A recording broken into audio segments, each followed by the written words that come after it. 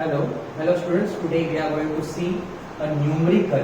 Okay, so what is given in the numerical? Just look here. A thin rod of a mass m and length l is held vertically on the floor with a large friction. Okay, so what the question is saying that we are having the rod of having the mass m and length l, which is having the great friction with the floor. Then the rod is released from rest so that it falls by rotating about the point of contact.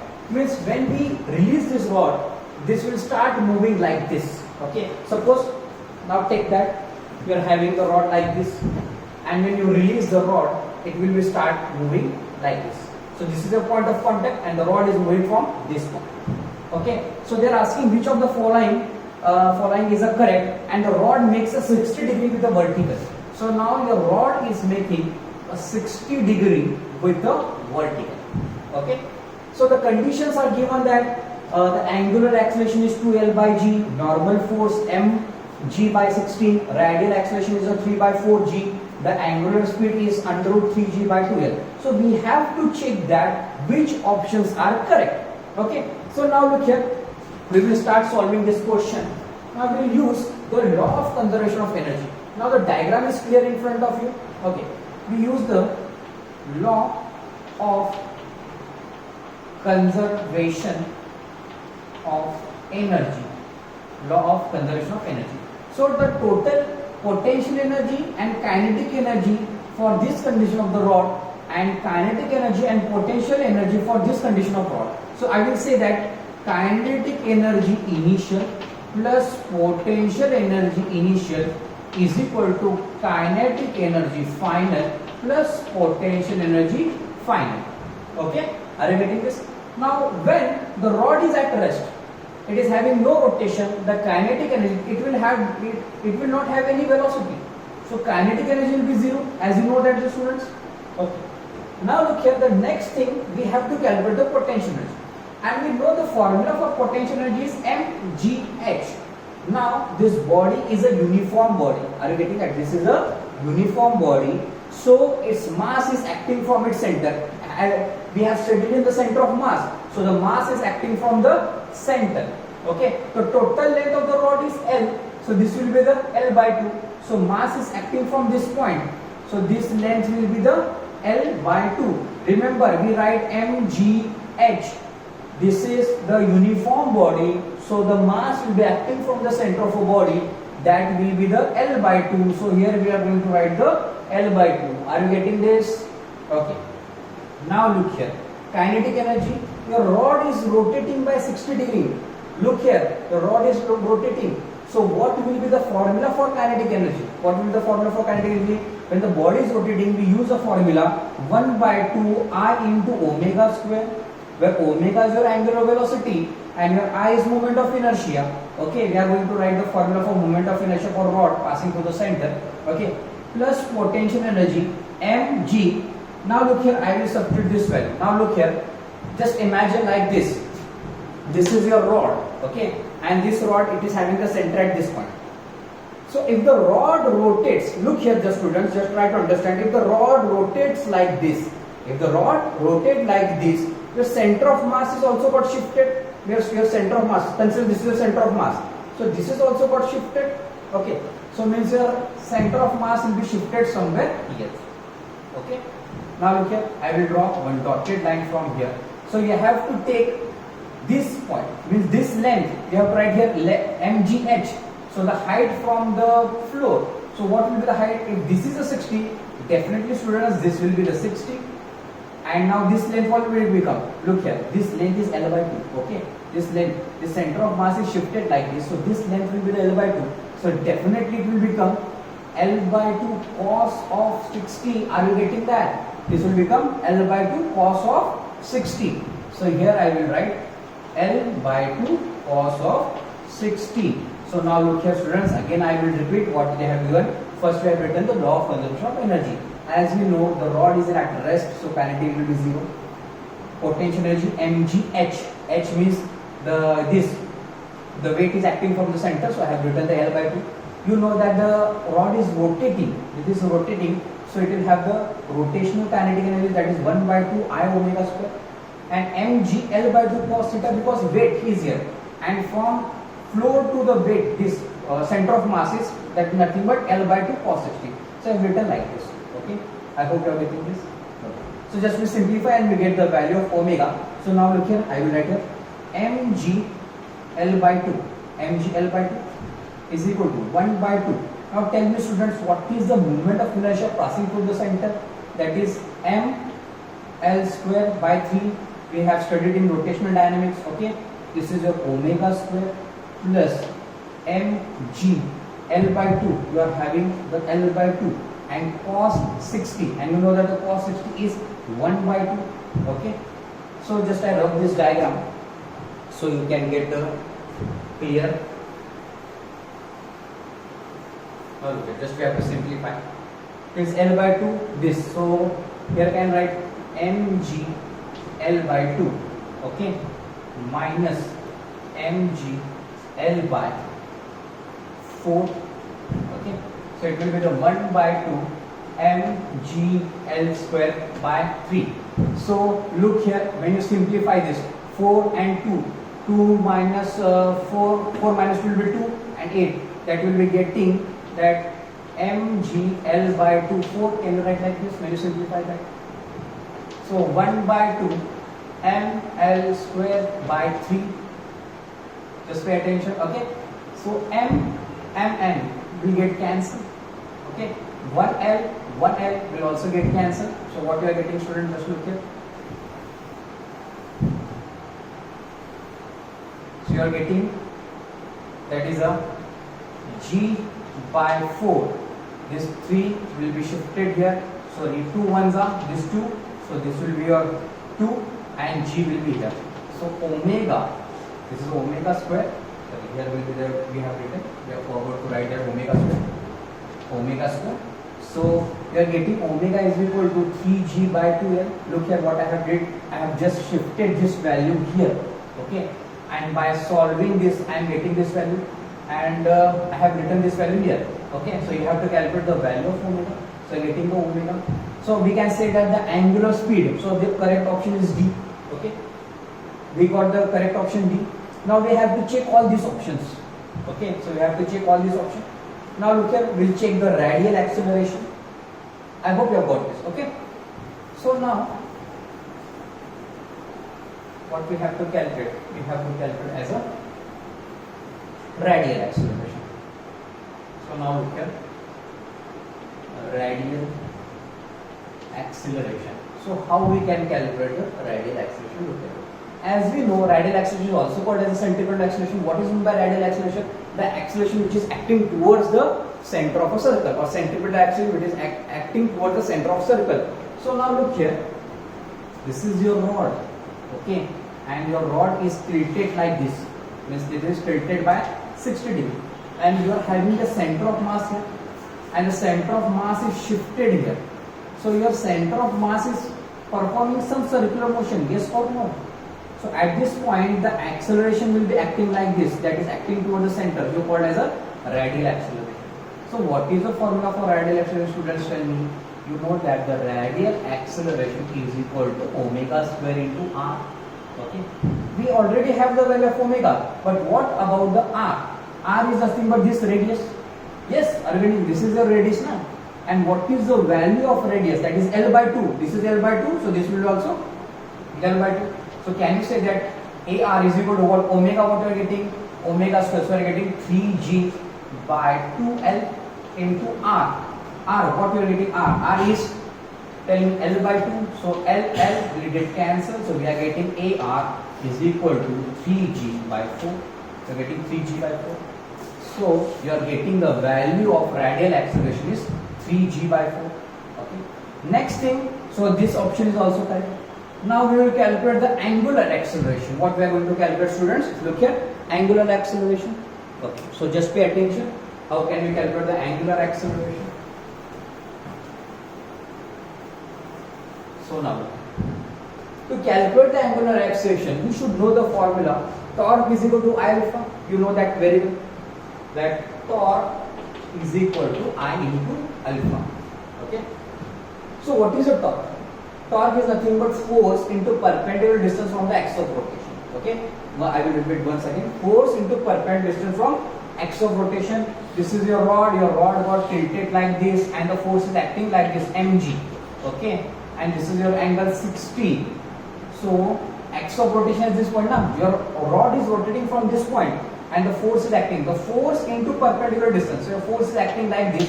So perpendicular distance, student, will be like this. Yes or no? This is your force, and your perpendicular distance will be this. Are you getting this? So this is your force into perpendicular distance. You will get the value of torque. You will get the value of torque. Now tell me, this is a 60. This also will be 60, and this length will be the L by 2. Correct now? This will be the L by 2. The force is acting from the center of mass. So this will be the L by 2. So if this is a L by 2, this is 60. What will be this? Now previously we have seen this is L. This will be the L by 2 cos 60. So this will be the L by 2 sin 60. Can you say that L by 2 sin 60? Are you getting this? This will be the L by 2 sin 60. So from this, the picture is clear that torque is equal to force. What is force? Mg. And what is the perpendicular distance? That is L by 2 sine of 60. Right? Okay. Now look here. Next, I, moment of inertia, ml square by 3 for the rod. We know that, and alpha, and we are interested to find out the value of alpha. So now we will look here mg, L by 2 sine 60 is root 3 by 2. You know this. So m L square by 3 into alpha. Okay. So m will get cancelled. 1L will get cancelled. So this will be shifted here. So it will be the 3 root 3 g by 4L. What we are getting? Value of alpha, that is a 3 root 3 g by 4L. So I will write here somewhere, because this value we are going to require for calculating the normal reacting force. So I will write here alpha is equal to 3 root 3 4L by g. So now look here, student, does the value of alpha is matching here? No. Angular acceleration there is given is 2G by L. So this answer is not correct. Now only we have to check for this value for the normal reacting force. For calculating the normal reacting force, we have to go through various number of steps. So just pay attention properly while calculating the normal reacting force.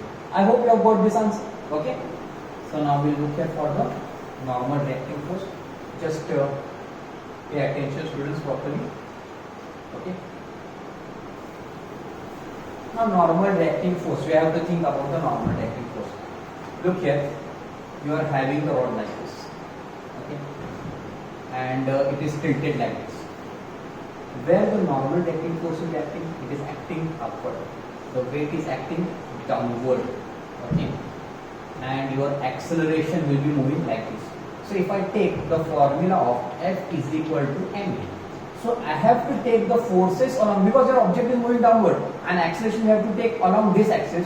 So can I say the summation of the force along the y-axis? I have to take the summation of the forces along the y-axis is equal to mass and the acceleration along the y-axis. This is important, student. This and this diagram will help us to find out the value of the normal reacting force. This will help us to find out the value of normal reacting force. So now look here, I will redraw this diagram properly. And I will find out the value of acceleration along the y-axis. Then I will substitute the value in this equation and we get the answer. So just pay attention here and have some patience. So I can simplify you. So this is your rod. I have to draw some neat diagram so you can get the answer. You are having this 60 degree. Okay. Your acceleration is acting downward. We have to calculate the acceleration along the y-axis because we have to take the normal reacting force which is acting along the y-axis. Okay. So just pay attention.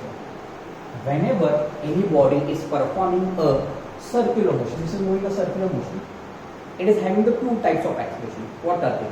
Now look at.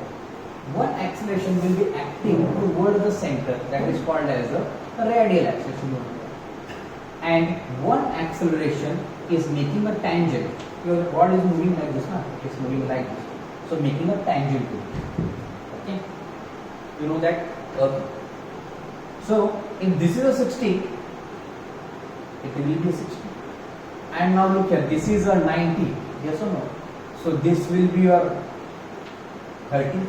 Correct? If this is a 60, this will be the 90. Now, for radial acceleration, there will be two components. One is acting like this and one is acting like this. Two components. We will resolve into two components. And which component is acting along the y-axis? That will be the AR cos of 60, one component.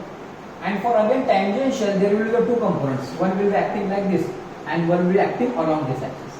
That will be the AT cos of 30 degree. That will be the AT cos of 30 degree. So these are the two acceleration components will acting in a downward direction. So we have to combine this, means I will write here like this. Acceleration along the y-axis is equal to AR cos of 60 plus AT cos of 30. Are you getting this? Okay. So now look here. I will just rub this diagram. So we'll get the idea about that, how to calculate these values. Okay. Now pay attention, your students. A. What is your radial acceleration formula? That is a omega square into r. What is the cos of 60? Cos 60.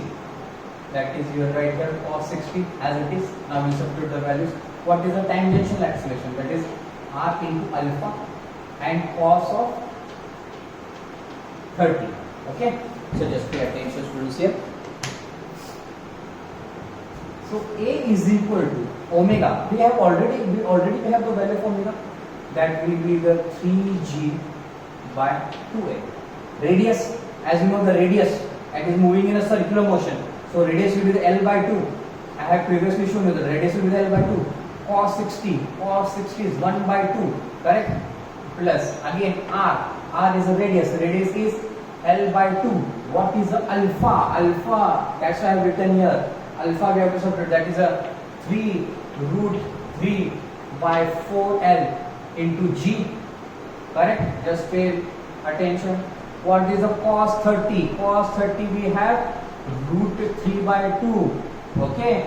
I have substituted all these values in the equation. What I have done, look here. AR here is well. There is AR is omega square into R. So omega into R I have substituted this. Cos 60 I have written. Then AT is nothing but R alpha. R value I have written here. I have written the alpha value here. And cos 30 root 3 by 2. Okay. So now simplify. Now we simplify this. So getting acceleration along the y-axis. Now look here. 1L will get cancelled. So 3g by, this is a 4 and 8. Okay, so getting 3g by 8 plus root 3, 1L will get cancelled. 3 into 3, 9g. And you are getting this 2 2s are 4, 4 4s are 16. Right?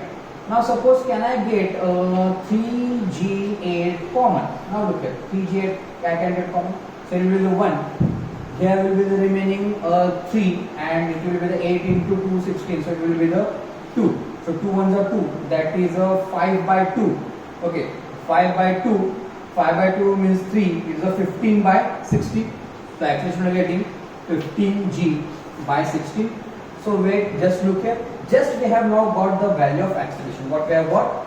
A is equal to 15g by 16. Now we'll calculate for the normal reacting force.